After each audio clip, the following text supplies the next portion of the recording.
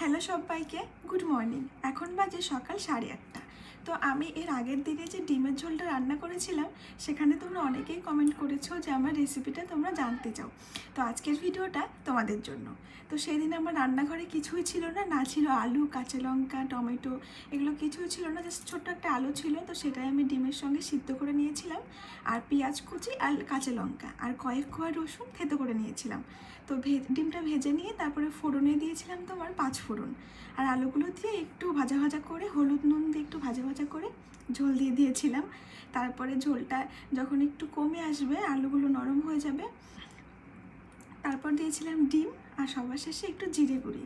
ব্যাস এইটুকু দিয়ে রান্না করেছিলাম, কিন্তু খেতে কিন্তু দারুণ হয়েছিল। জানি না তোমাদের কাছে কেমন লাগবে, তবে তোমরা একবার ট্রাই করে দেখো, আশা করি ভালো লাগবে, খারাপ লাগবে না।